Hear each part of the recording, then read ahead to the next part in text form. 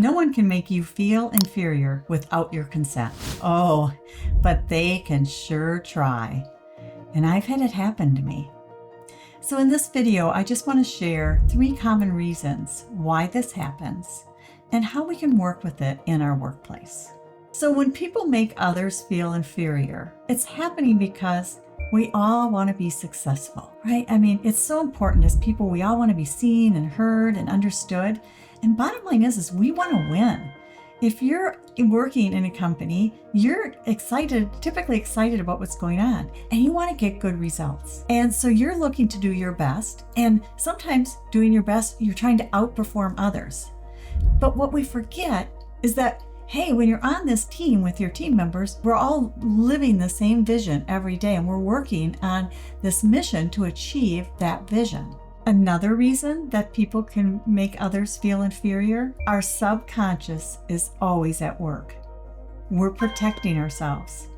We've had experiences in our life that is telling us, whoa, be careful, look out for that person. And guess what?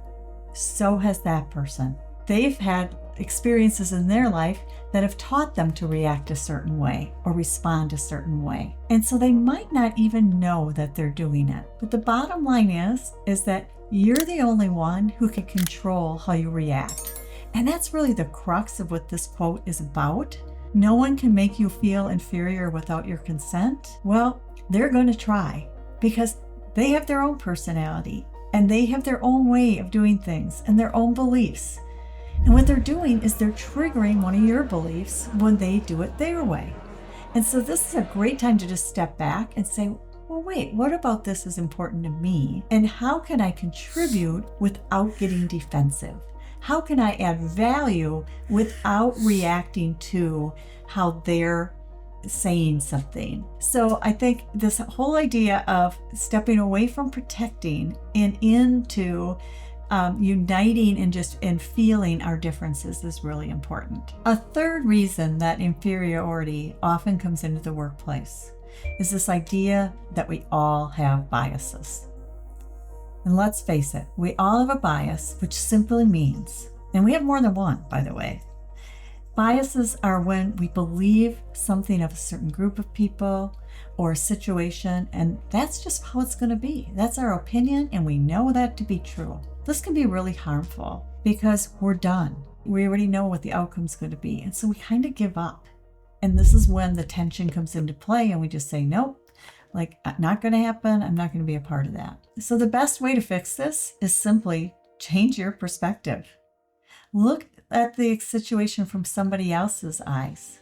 Ask them some questions and really get to understand another way to look at this particular situation. When your company is feeling like you have a little bit of this inferiority complex going on, just remember these 3 things. 1, everybody is just trying to be successful. They want to win, so win together. 2, we're human beings. We're all wired to protect ourselves. And 3, those biases, well, they're really just an opportunity to get new perspective on things. This video is inspired by a quote by Eleanor Roosevelt. She said, "No one can make you feel inferior without your consent." Oh, I used to say, no way, that's not true. I believed that other people were making me feel inferior. Now I know it was how I was perceiving what was happening. And yes, people will try. They have different opinions than I have, and they have the right to have different opinions. But it's when we can really learn from one another, and I can be okay with the fact that I can have a different opinion and still be part of a valuable team. That's why I offer these tips on how to navigate this inferiority complex, whether it's yours or somebody else's on your team.